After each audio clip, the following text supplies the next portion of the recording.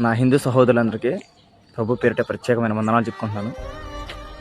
ఒకడు నాకు తెలిసిన అక్కకి మెసేజ్ చేశాడు. ఏమనంటే బీజేపీ వస్తే క్రిస్టియన్లకి జీబీ పగులుతుందని చెప్పేసి మెసేజ్ చేశాడు.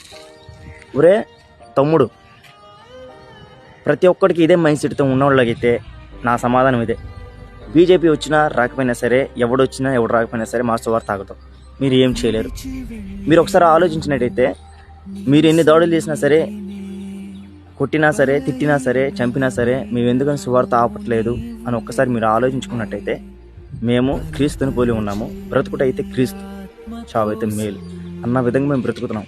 అంతేగాని మీరేదో పొడుస్తారు, మీరేదో చంపుతారు అని చెప్పేసి మేము భయపడి ఎడల్లోకి వచ్చిన వాళ్ళం కాదు. అర్థమైందా? మేము నమ్మినదగిన దేవుడు గొప్పవాడు.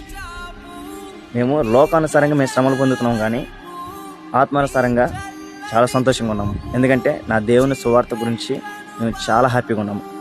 మా అయితే కొడతారా, తిడతారా, చంపేస్తారా? మీకు అదేగా చాతావు, ఇంకేం చాతావు చెప్పంటారా?